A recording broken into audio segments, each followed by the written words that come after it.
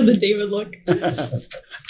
Ready? Ready. All right. We are back. Another episode of the No Contingencies podcast. Thanks for joining us. Heather and I are really excited today. We have David Crowell in the house with us. We love having David. I love talking to David about anything having to do with mortgage and just his experience in the industry as it relates to home ownership and just the market in general here on Hilton Head Island. You've been here for a long time, David. Been here for almost 30 years. Almost 30 years. So you moved here when you were 2. That's right. It's been a long life. There was a time in Boston, a time in England, a time in Maine, and 30 years in Hilton. 30 years in Hilton Head. You've seen a lot in 30 years. I have indeed. Yeah.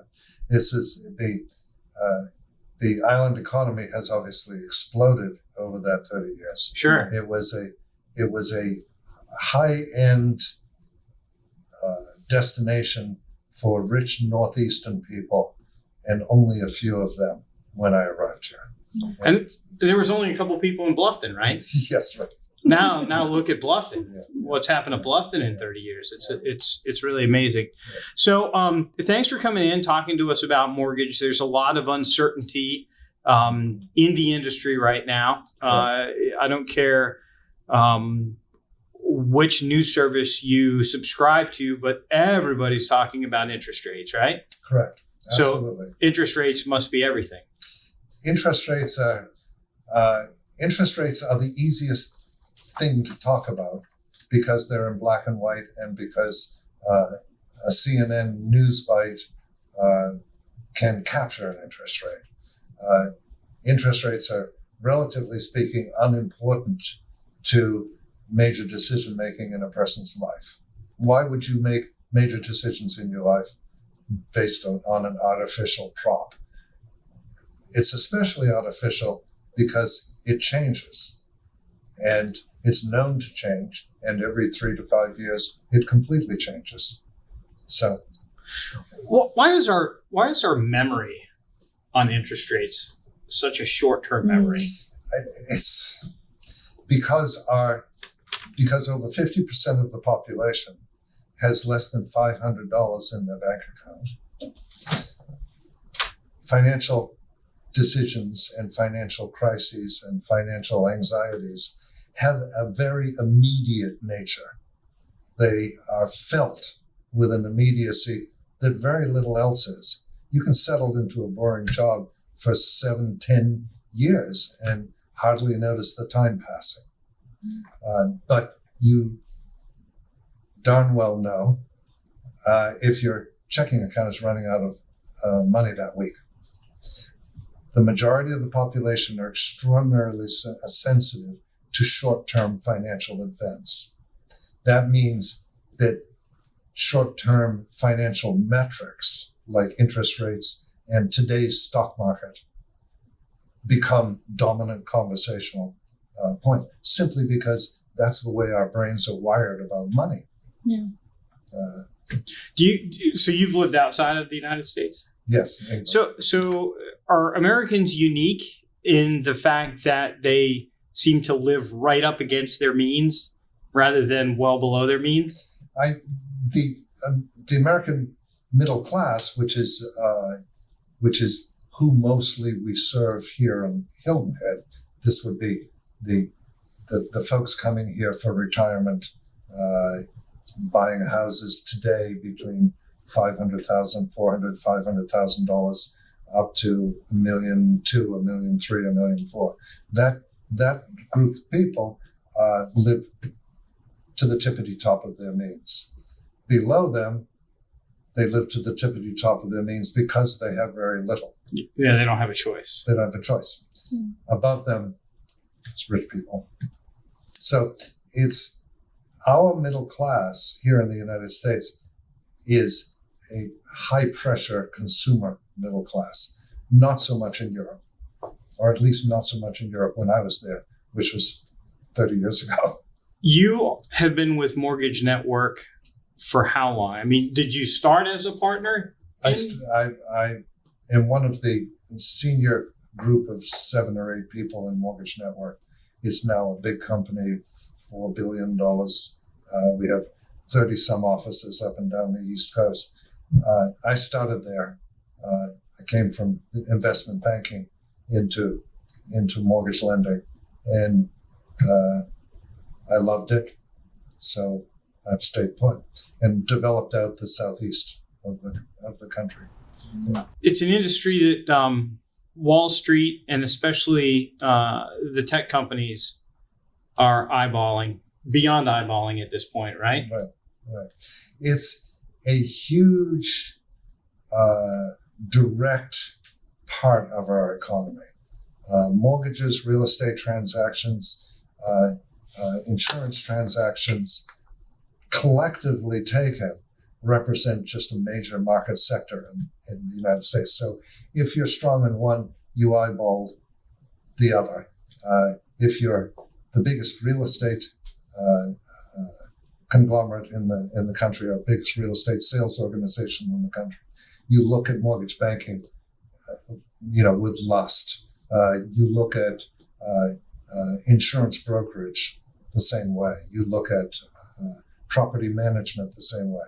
We have lots of folks on Hilton Head who are selling real estate and managing real estate and trying to make teams out of their insurance brokerage partners and so forth. This is all one big piece of money. Sure. So yeah, there are a lot of large real estate companies and teams across the country that view those as ancillary services. That's correct. Mortgage, insurance, title, all of that. So you're at Mortgage Network. You guys don't do insurance, right? We do nothing except residential mortgages. So you don't sell real estate? We don't sell real estate. We don't sell insurance. We don't do anything except provide the financing for a residential home. Okay. Well, what about tech? You look like a really technical guy. You don't do tech? Rocket Mortgage does tech. Yeah. Rocket Mortgage is really not a mortgage company. It's a sales organization. And it's a high-tech sales organization. It processes enormous numbers of people, all of whom want the same thing at 11 o'clock at night on the computer, which is to find out where I can get a mortgage. And they have provided successfully what McDonald's provided to the hamburger market, which is when I was a young person, McDonald's had just come into existence, and I think the hamburger was 27 cents. And it looked and tasted exactly like it does today. There's a problem, of course, and that is that every single hamburger produced by one of our fine local restaurants everywhere in America is better than the McDonald's hamburger. Sure. The McDonald's hamburger is cheaper and quicker. And the problem in the mortgage industry is that Rocket Mortgage does an elegantly great job of providing a quick, easy answer to a customer who's looking at the market. So you're going to get less quality. Well, you're going to get the simplest possible answer. Okay. That answer will explode 2 weeks or 3 weeks or 4 weeks down the road when the obvious becomes true, which is you are a distinct individual and everything about you is distinctly different from everyone else. And the deal explodes because it was a cookie cutter that made it in the first place. So it's people seeking the instant answer, right? Like to me, it's very much the same way that Zillow kind of got their foot in the door with the real estate industry, right? Correct. Like we as agents, we used to do this thing and it was like, hey, answer my postcard, call me, I'll come and do a CMA and I'll tell you what your house is worth. Right. Zillow just said, the hell with it. We're just going to guess and throw it up on the website. That's correct. Pretend like we know. So they created the Zestimate. Yes. They took the thing that we did. They did it worse. and they made billions of dollars on it. That's correct. Yeah. It's amazing. It is. It is. And that's exactly what Rocket and the so-called national mortgage companies have done. It takes, after 30 years doing it and tens of thousands of mortgages, and last year I was the biggest single personal producer of mortgages in the state of South Carolina. So, I'm sort of a big shot. It takes 45 days of hard work to produce one mortgage today, and it's no easier than it was 30 years ago. Because each person is distinct and individual, and their needs, wants, and concerns are distinct and individual. What Rocket offers is only good for a narrow band right down the middle of the fairway. Just doesn't work for anything else. Certainly doesn't work for a condominium inside a PUD in a wacky place like Hilton Head. Yeah. I mean, what's a PUD? What's Sea Pines Resort? Is that a resort? Is that like Las Vegas? I've had them say, well, it's a rental community. It's a condotel community because they have a welcome center that you can check in. Yes, like that's the whole thing. Yes, exactly. Is a condotel, right? Because they're just they don't get it. No. And the thing is they don't want to get it, right? Right. It's an assembly line, right? And anything that doesn't fit the assembly line doesn't fit. You can't discount price if you then have to deal with all the craziness. Each one of us as individual human beings represents a Rubik's Cube of problems and uniqueness. If you don't want to deal with that, then you can offer a cheap mortgage. If you have to deal with it, then the mortgage is going to be more expensive. It's simple as that. Mm. Do you think technology is ever going to really solve it?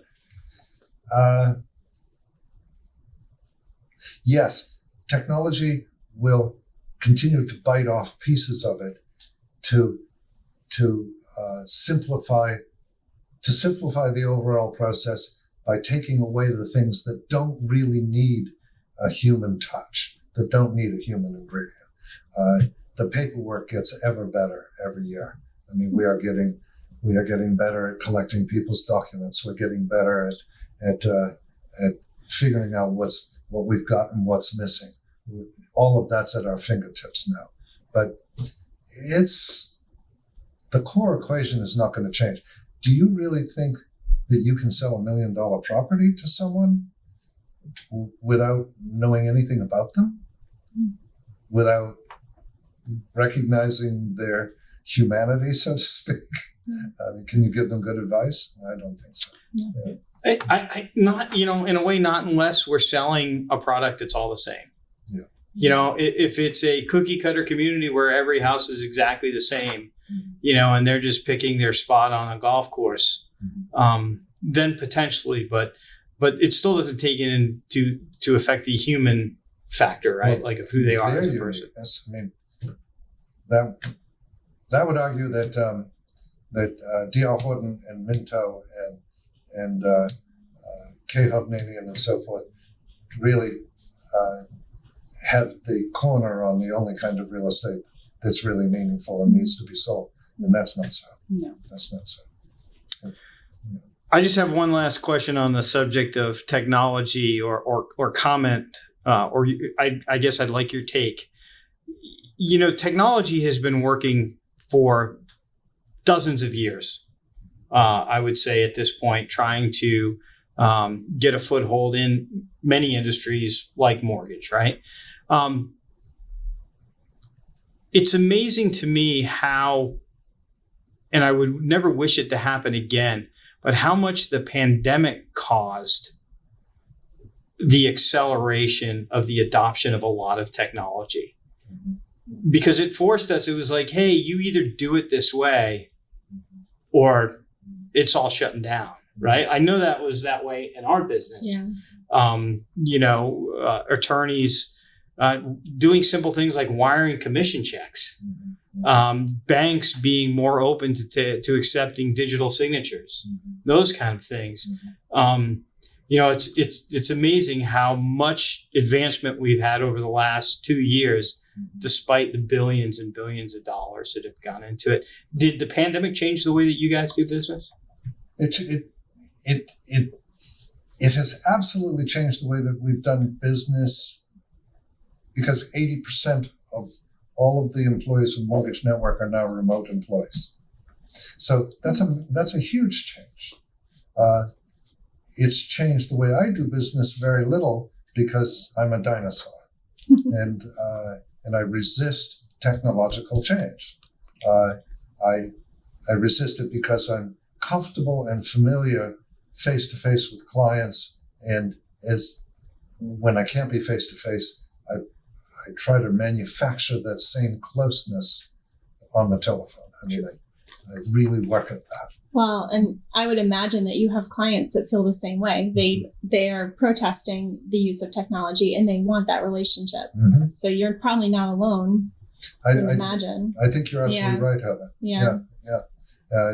And then occasionally I run into someone who's 28 or 30 or 32 or 34 who is absolutely comfortable, hand in glove with technology, and they see little use for my blabbering on the telephone. I want to go deep. Yeah. They don't. Yeah. All they want, just give me your damn interest rate and I'll move on. Yeah. And I've got 17 other rates from the National Bank of North Dakota, the National Bank of Arizona. I've got 17 other rates from others, and I'm going to compare and contrast, and I'll choose my lender. It's not my client. Yeah. But I'm happy to say that most of them are not that way. Yeah. What are your thoughts on cashing out the equity in your home and taking the money and setting it aside, either, for a rainy day, like in a safe haven of some sort, or dabbling in the market a little bit? Or do you feel that you get better value just leaving it where it is? Hannah, that's a really good question. And it provokes furious fights within my industry, within the regulators in my industry, the Congress, regulators, the regulators within my own company with compliance. Basically, you can, taking money out of your house to invest in the stock market is probably one of the worst things that you could possibly do. It takes, now I'm going to use percentages again. I use 50% of Americans can't write a check for $500. Right. Over 80% of Americans have no significant savings of any kind. By significant savings in retirement accounts and or other financial accounts greater than 12 months of earnings. So that's 80% of all Americans have very little, with an asterisk, the equity in their homes. Yeah. So almost anything that you do to take the equity out of your house is a bad idea. Almost anything. Then you start to look at the trickle down of things you could do, right? Well, worst of all, make an investment which may or may not go well, right? Trickling down from there, well, I'll invest in the house itself. I'll put in a $35,000 master bathroom. Trickle down from there, why not remodel the whole darn thing? I'll put in $100,000 worth of fixtures, fittings, remodels, kitchen. Let's really go to work. Spend some real money, maybe $50,000, $60,000 on a new kitchen. Trickle down from there. I've done a so-so job at managing my life, so I'd really like to get rid of the $35,000 worth of credit cards that I've built up. And I'm never going to own a car in my life. I've had one car payment after another for the last 23 years. Let's get rid of the car payment at the same time. Mm-hmm. So the only thing that you have, you just spent. Mm-hmm. And that's after already decades of hard work. 80% of Americans. Yeah. So the prejudice in my industry against anybody who's really trying to look after people is, why are you doing this? Yeah. Now there's a flip side to it, which is absolutely you should have an equity line on your house as a buffer, Okay. right? Not because you're going to take the money out, but so that it's there, so that you have peace of mind and tranquility and some place to reach in the event of a unexpected disaster in your life. Mm-hmm. But those only last for so long, right? Mm-hmm. What's the 10 years. period? Oh, it's for 10 years? Mhm. Oh, I thought it was less than that. An open line of credit. Okay. Yeah. And then you Yeah. just reapply again. Right. So you get fired, you need wages for the next 4 or 5 months, 6 months in order to get up and running again. Equity line of credit provides that buffer. Okay. So you don't not only get fired, but also destroy your credit So because you you would didn't pay any of your bills. so you would advise people once equity is within their home, Mhm. while they're employed, Mhm. to go ahead and take out that equity line, just to have it, Exactly. so that because you're not getting an equity line of credit if you When don't have you- a job. Right, exactly. So, which is an age-old point that Heather just raised, which is said about us bankers, which is that we only want you when you don't need us, Yeah. and vice versa. Yeah. When you do need us, we won't lend to you. Yeah. Mm-hmm. So the best time to borrow money is when you don't need it Yeah. and you're just holding an equity line in reserve. But to use the equity in the house for any other purpose is very dangerous. Mm-hmm. Now, what we frequently see people do in this market is they're sitting on a big lump of equity in their existing house and they want to move to a new house, Mm-hmm. and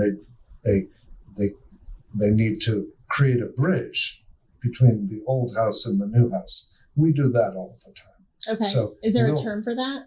It's- Just like a bridge loan or it's something? a bridge strategy. Okay. I liken it to having 1 foot on the 1 foot on the rowboat and 1 foot on the dock, Okay.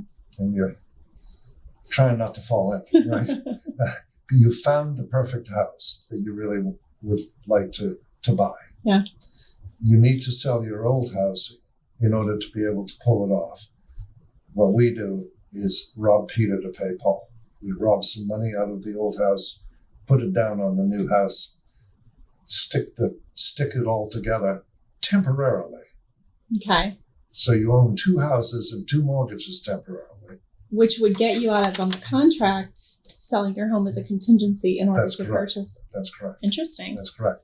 And then all going well, 1 month, 2 months, 3 months, 4 months later, your house sells, closes, and you pay everything down to a modest level. If Heather was doing that, she'd be the agent, so it wouldn't be much. The house would be sold anyway. Yeah. So, a lot of people are in that pickle. Yeah. 1 foot on the dock, which is up in the Northeast or the Midwest, Mm-hmm. and the other foot on the rowboat, which is In Florida. buying the new house here. And, Well, Heather, thanks for asking the question, because I think, if this recession deepens, and it may, there's going to be a lot of people faced with that decision, as their bills continue to mount, Mhm. whether they're going to pull equity out of their house to maintain their lifestyle. Mhm. And your advice would be change your lifestyle. change your lifestyle every time. Absolutely. Absolutely. You remember, 80% of hardworking Americans really have no financial leverage whatsoever. Okay? And that's striking. I mean, it doesn't appear so. We all walk through life. We all look like we're doing relatively well. Mm. But 4 out of 5 Yeah. not doing so hot. No. And that lump of equity in the house is really, really, really important. Now, when you have a struggle, you can sell the house. Mm-hmm. You've now got $200,000. You can pay the emergency medical bills or send 2 kids to college, reduce your lifestyle. I mean, there's lots of options. We tend to think as Americans that the only option is to go up and up and up, right? It's not. Simplify your lifestyle. Yeah. Move into a 1-bedroom condo at the spa. Sell the $800,000 house. Put $600,000 aside. Those are all options, but you don't often see people taking those options. Those are just as good as thinking, that tomorrow's always going to be brighter than today. Mm-hmm. Not necessarily. No. Yeah. Winter always comes. Winter comes. Winter is coming. Yes. Yeah. And the notion that we're going to have a recession, we are in a little bit of a recession now, and it's just got some features and characteristics that we simply haven't seen before. Yeah. We haven't seen high inflation and disruption of product chains, of manufacturing chains, and all of that, a war going that we're part of but not really part of. We've got a lot of stuff going on. When it comes to interest rates, do the banks care if interest rates are high or low? I mean, does it really matter to them? I mean, let's just say that we go back to 1980, whatever it was, and interest rates were back up to 19% again. Mm-hmm. Well, the banks are still making obviously a lot of money on the higher interest rates, whereas with the lower interest rates, they're probably doing 10 times the volume. Mm-hmm. So does it matter to the banks? The reason that banks are amongst the most stable institutions in the society is, number one, because they're heavily regulated. Mm-hmm. But number two, because the business model got worked out a long time ago, several hundred years ago. Mm-hmm. There's a simple business model, unlike the real estate industry, which has a business model that's evolving, higgledy-piggledy every day, and takes smart guys like you to try to figure out what the business model should even be. Mm-hmm. The banking model has been, since the mid-16th century, the Black same. and white. Yeah, black and white. And it's basically, it takes, I think in an earlier podcast, I said it takes 3% to run a bank. Mm-hmm. Add inflation, that's the interest rate. Okay. So the interest rate right now should be approximately 11.5%. It's 6%, 6.5%, 6.25%, depending, and everybody says, oh my God, that interest rate is, awful.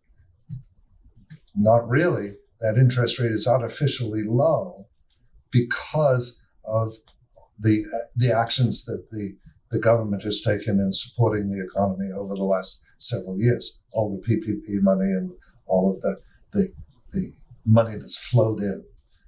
In other words, rates are really boring. Banks make the same amount in high rate environments as they do in low rate environments. Okay. Always have. Good to know. For 400 years. Wow. Hasn't changed. Yeah.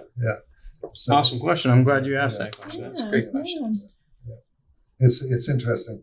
But the inventory question fascinates us because it is a time when there's low unemployment. It is a time when there's high inflation. There should be an enormous drive of there's a shortage. There's no shortage of willing buyers into this market. Where's the inventory? What's happening? Yeah, and that's what I want to ask you is the monetary policy that the Fed is putting into play at this point based on just such an unusual circumstance, is it going to work? I mean, at some point, raising the interest rates is going to have an effect. My opinion, it's had a little bit of an effect right now. The first question is, where do they need to move interest rates for it to really knock the economy down? Is it 10%? Yep. Wow. But they won't, because the biggest borrower of all time is the federal It's the government. government. Yeah. And the federal government can't afford to pay that interest rate on notes and bonds already outstanding, treasury notes and treasury bonds already outstanding. The federal government would take its entire budget to pay interest if rates went to 10%. So it won't. Okay. So it'll artificially and arbitrarily keep the rate that it pays for money down around 3%. It can't go higher. So if we take our local low country market, right, and this may be different in other places where people left to come here, but we saw a giant influx of people from other places out west and up north, because of climate, but also because of political policy. And for financial reasons, and so those people have settled here, and we flipped a lot of the inventory in the last couple of years, right? A lot of that inventory has changed hands. So the first thing is we know that the average person is in their house 7 or 8 years on average before they think to move. This giant part of the population has just done it within the last 2 years. Yeah. So let's take them off the table, right?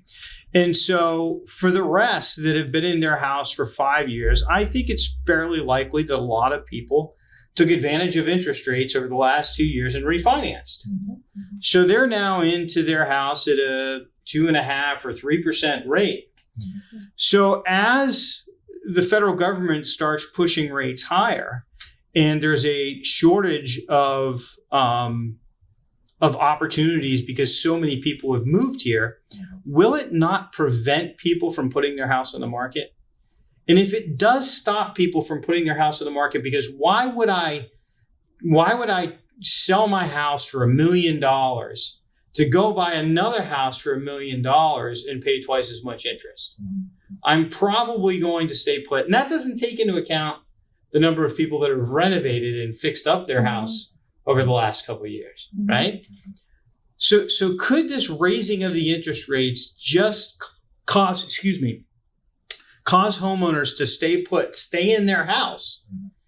And if we don't see inventory, can the real estate market go down? Will prices go down on a house that doesn't come on the market? Nope. What's the end game? The end game is buy somewhere else. In other words, there's a fixed amount of inventory here. There's a fixed amount of inventory. I'm going the day after tomorrow to Martha's Vineyard for a week. And Martha's Vineyard has 1/3 the number of houses as Hilton Head. It's the same size as Hilton Head, but 1/3 the number of houses. It's similar to Hilton Head in that there's a fixed amount of inventory. You can't build anymore. The open space is open space. The regulations are very tight, same as Hilton Head. There's infill lots, but there's not a lot of other houses that can be built here. No development opportunities. No development opportunities.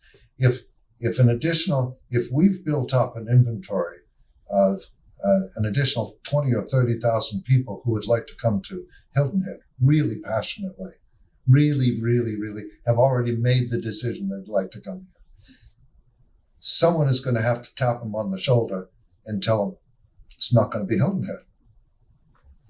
It's going to be one of many, many other interesting southeastern communities where they can find most of the items on their checklist. Myrtle Beach. The big item on the checklist is, I don't want winter anymore. Sure. Right? The next item on the checklist is, I want to be able to have a reasonable compensation at work that I can perform reasonably close to my home. I don't want to commute anymore. Throughout the Southeast, the job market is booming. So people will find a way. Like Martha's Vineyard, Hilton Head, the nice houses on Hilton Head are going to continue to rise in value until only Only until the prices are only going to go down when there's more sellers than there are buyers. That is exactly right. It's the age-old law of supply and demand. Adam Smith the law's never been broken. The prices will remain stable and trend upward year over year until there are fewer buyers than there are sellers. And that we are way off that. We have 20 or 30,000 willing buyers at the moment and only how many houses on the market? Yeah, it's 800 and something. Yeah. And so we have 800 sellers and 20,000 buyers. Yeah. And the 800, last year is the first time that we've gotten below 1,000. And we've been continuously now below 1,000 and in the 800s, which is historically low. And has it come up a little bit? Yeah, it's come up from 790 to 830. But it's so then people fire back, well, how come we're not selling houses? And how come we're seeing a little bit of house discounting, in the MLS? Asking prices. Asking prices got out of whack. Yeah. So that's not a tough one to answer. Sure. 100%. And it's also plainly the case that appetite, meaning lots and lots of buyers, also is consistent with occasional indigestion, right? Yeah. If you eat too much, you get indigestion. I mean, it happens, and there's indigestion right now. There's bad news on television every night. There's people worried about interest rates. It's coming into the holiday season. I mean, there's a bunch of stuff that makes people indecisive. That's different. Being indecisive, which compromises our market flow a little bit, is very different from not wanting to come here. They want to come. Yeah.